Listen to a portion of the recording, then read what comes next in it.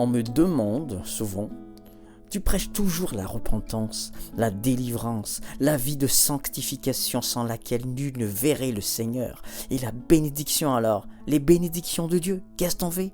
On dirait que tu es contre les bénédictions. Non, je ne suis pas contre les bénédictions de Dieu. Dieu bénit ses enfants chaque jour. Mais la plupart des chrétiens n'en sont pas conscients. Pourquoi? Parce que quand on parle de bénédiction, on prêche les richesses, les réussites dans les affaires, les études. Et on cite souvent Job qui a été béni par Dieu après avoir été éprouvé dans sa foi. Oui, Job a été béni, richement béni. Mais si Job se trouve ce jour avec le Seigneur, ce n'est sûrement pas à cause de toutes les bénédictions qu'il a reçues, mais parce qu'il a été fidèle au Seigneur. Les bénédictions n'amènent pas à la vie éternelle. C'est la relation personnelle avec Jésus-Christ. C'est la présence de Jésus-Christ dans notre vie qui nous délivre du péché, qui nous emmène à la vie de sanctification. C'est cela qui amène à la vie éternelle. Je ne prêche pas les bénédictions. Pourquoi? Parce que ce sont des choses que chaque chrétien vit chaque jour. Oui, chaque chrétien vit chaque jour des bénédictions, des milliers de bénédictions. On n'en est pas conscient parce que nous recherchons toujours des bénédictions spectaculaires. Genre, je suis devenu premier de ma promotion, donc je suis béni. Genre, je réussis dans mes affaires, donc je suis béni. J'ai une très belle situation et je suis béni. Devant les gens qui ont cela, le chrétien se dit « Oh Seigneur, qu'est-ce que ce frère est béni? Et moi alors? Est-ce que tu me bénis Seigneur? Quand est-ce que je vais avoir mes bénédictions ?» Alors je vous invite à regarder ce qui va suivre et vous allez me dire à la fin si vous n'êtes pas béni tous les jours à travers ces petites choses de la vie. Et ces bénédictions, le Seigneur nous les fait vivre à chaque instant. Mais il faut qu'on soit conscient de cela.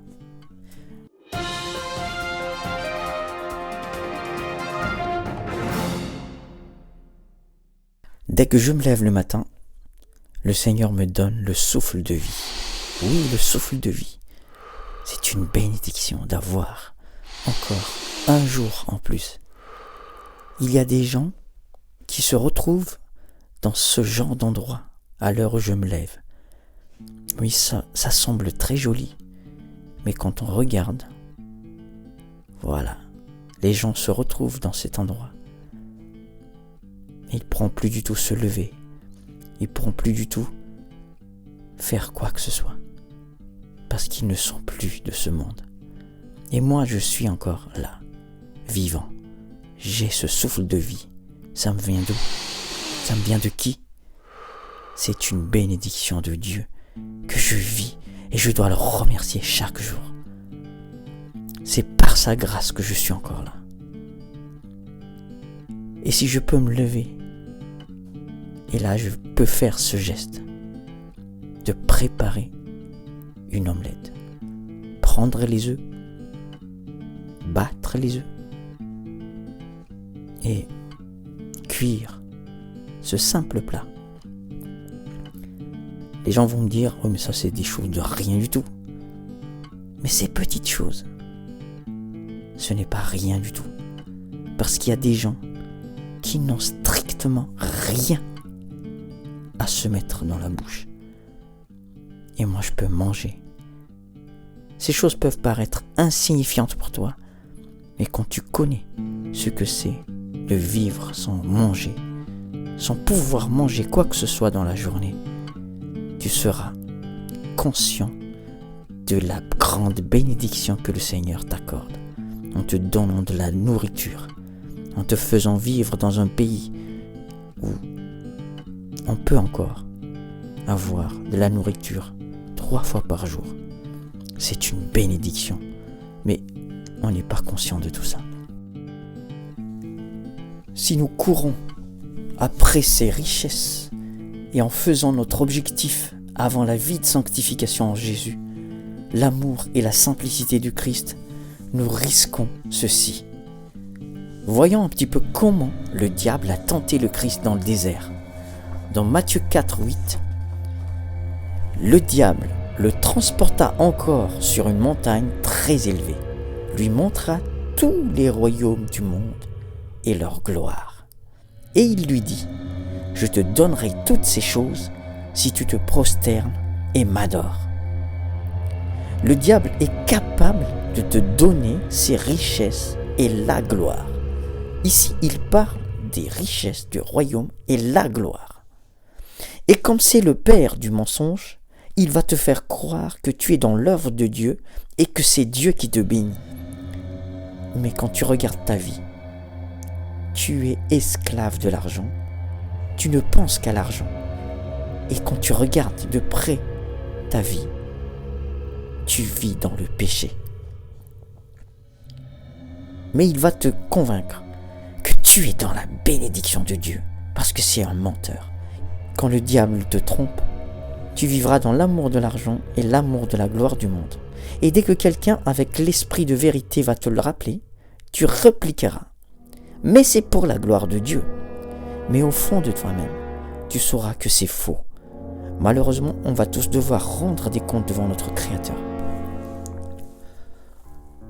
Quand nous méditons Acte 14, nous voyons Paul et Barnabas refuser à ce que les hommes les élèvent au rang des dieux, des idoles.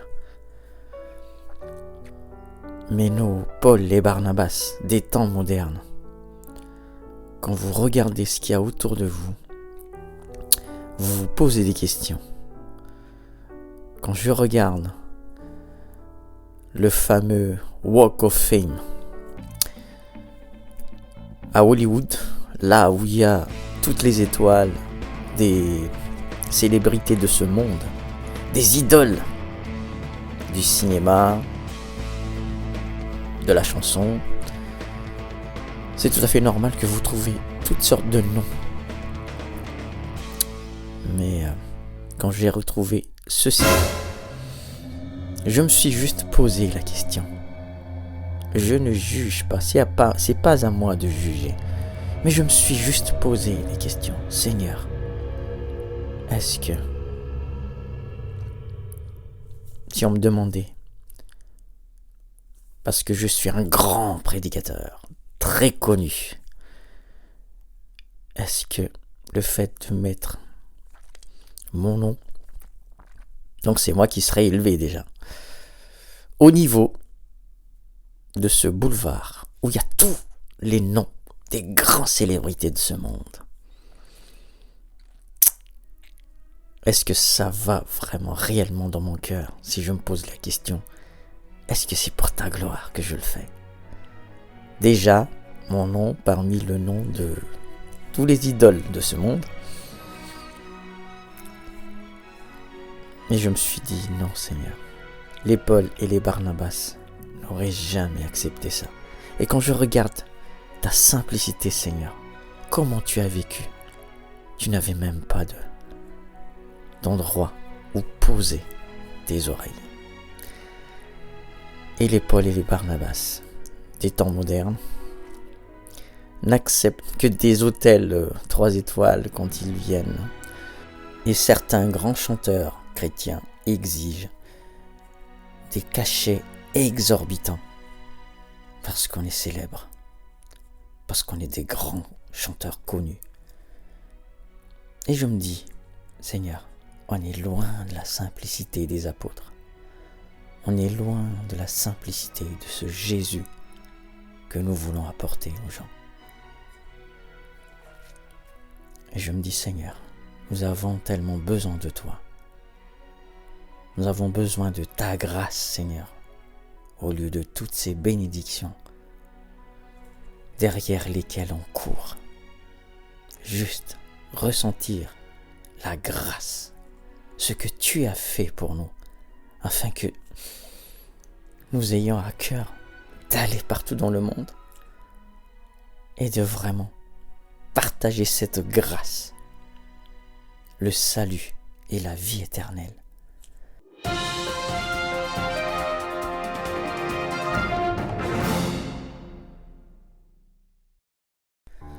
Dans Matthieu 16, 26, il est écrit « Et que servirait-il à un homme de gagner tout le monde s'il perdait son âme ?»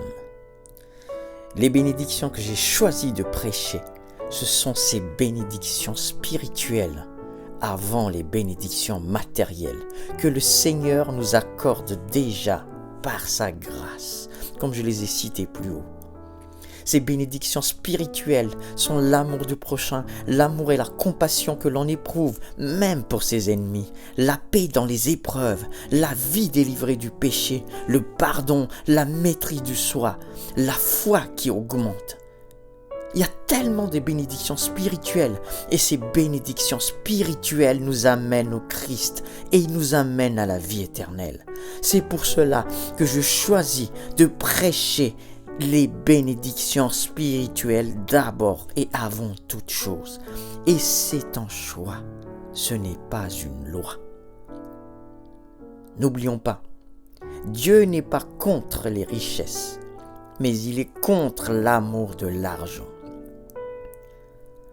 Dans 1 Timothée 6,10, il était marqué « Car l'amour de l'argent est une racine de tous les maux, et quelques-uns, en étant possédés, se sont égarés loin de la foi, et se sont jetés eux-mêmes dans bien des tourments. » Dans Hébreux 13,5, c'est très clair. « Ne vous livrez pas à l'amour de l'argent. Contentez-vous de ce que vous avez, car Dieu lui-même a dit « Je ne te délaisserai point et je ne t'abandonnerai point. » Être chrétien et riche, avec toutes sortes de bénédictions matérielles, n'est pas contre la volonté de Dieu. Mais n'oublions jamais que ce n'est pas l'objectif du chrétien, mais c'est ce qu'on nous prêche tout le temps. Vous aurez les bénédictions, comme si c'est notre objectif. Non, notre objectif, c'est d'avoir la vie éternelle. Le chrétien riche n'est pas forcément dans le péché. Être riche n'est pas un péché. Sauf que Jésus nous a mis en garde contre la richesse terrestre. Regardez bien ce qu'il dit dans Marc 10, verset 24. Les disciples furent étonnés de ce que Jésus parlait ainsi. Et reprenant, il leur dit, « Mes enfants, qu'il est difficile à ceux qui se confient dans les richesses d'entrer dans le royaume de Dieu. » Et dans 1 Timothée 6, 17, il est écrit « Recommande aux riches du présent siècle de ne pas être orgueilleux et de ne pas mettre leur espérance dans des richesses incertaines, mais de la mettre en Dieu, qui nous donne avec abondance toutes choses pour que nous en jouions. » Dieu n'est pas contre la richesse.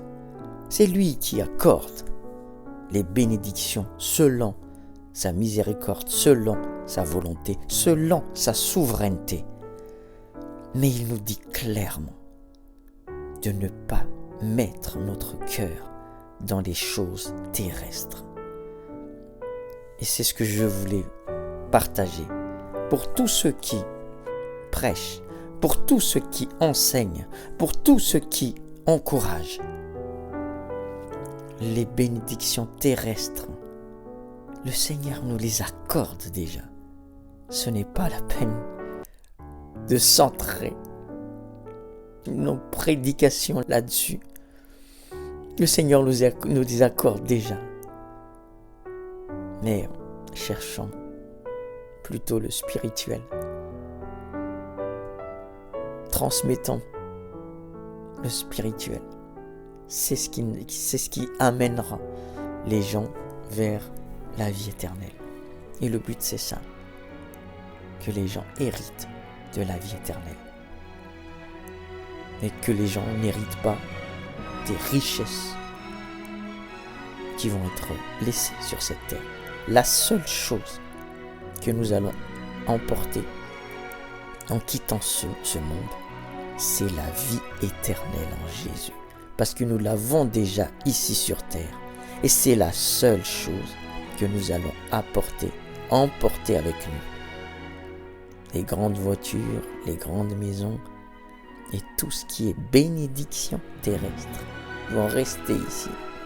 Donc, réfléchissons. Quelle sorte de bénédiction nous voulons demander à Dieu?